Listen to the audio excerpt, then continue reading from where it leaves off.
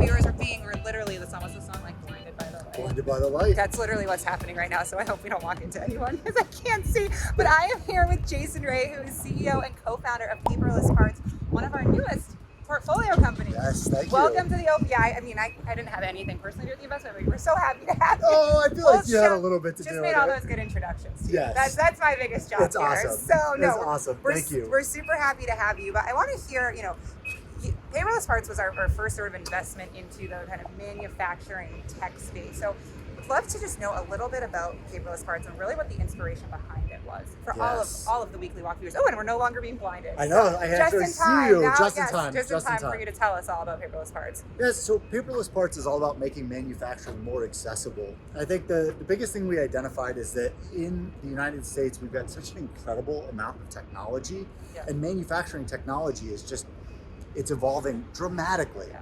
And so for the vast majority of these companies that are producing, I'm going to try not to walk. Yeah, we're not going to walk into anyone. The vast majority of these companies, they're using antiquated technologies to run their business. Yes. So on-premise ERP systems, pen and paper. And we said, well, look, technology is a gateway. It allows for people to do things more efficiently. But if we don't have manufacturing specific technology, they're going to keep doing things the old way. Yeah. So we felt like by providing modern software to manufacturers, we would be able to make manufacturing more accessible. And that would unlock innovation. Yeah. And that's an innovation here also in the United States, because we find that by being inaccessible, a lot of times big companies will go look offshore because it's easier to do work with them. Yeah. So that's the whole inspiration behind it. My co-founder Jay Jacobs had a huge part in it. Yeah. I mean, it was his brainchild, his vision. So it was You're executing on it. Hey, and you're doing a good job. Oh, so thank in you. manufacturing, my whole family's in it, as we were talking about. So I think it's fantastic to see the industry having a tech transformation. And on that note, manufacturing has historically been really slow to adopt technology. But you've found your niche in the market. You've been able to do it well. What advice do you have for founders, CEOs who are trying to find their niche? And there's so many antiquated industries out there. Yeah. What's your advice? I think the one thing that I can truly say that we've done right is we've identified a problem.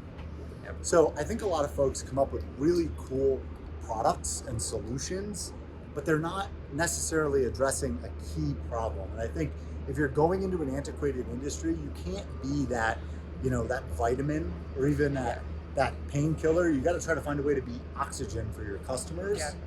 And that's really where I think we've done well. I also think that we're fortunate because we're seeing these antiquated industries turn over. So as new generations come in, as second gen shop owner, junior, daughter who went to GE, who's now running the manufacturing facility, contracting back with GE. Yeah. I mean, it's incredible to watch it happen. Yeah. But that's been a huge catalyst for us. Yeah. Especially part of the pandemic. A lot of people changed jobs, they went back to their family businesses, and all of a sudden they're like, oh my God, we need technology. We need tech. So a lot of luck there. Yeah. Antiquated industries are hard. Yeah. I think the other biggest thing is it's so much change management more than tech. You could have the best product in the entire world, but if people are not willing to use it, or they don't feel comfortable, or they're afraid of it, then they're not going to use it. They're not going to use it, and you didn't solve any problems. Yeah. So be the oxygen. That's Be the how oxygen. we're summarizing this. Okay. And last question for you is asking you about your favorite holiday tradition. You said you always work, so I think we need to fix that moving forward. But then we got into what is something you love to do? What's one of your favorite hobbies? I love to cook. Loves to cook. So I love to cook. I love to cook Thanksgiving. It's one of my favorite meals to cook. So Okay. I guess that's a holiday. That's a holiday hobby. It's a holiday hobby, but What else do you love to cook? What's I your love specialty? breakfast. Breakfast. Avocado toast. Okay, that's a I tough love one. to make breakfast sandwiches. I make awesome breakfast tacos. I've got a taco press at home. All right. Love it. Okay. Corn tortillas. Yes. Well, next time you're in Boston, call up Jason. He's going to make breakfast for you. And check out Paperless Parts. Jason, thanks for walking with me. We'll see y'all soon. Bye, Thank guys. you.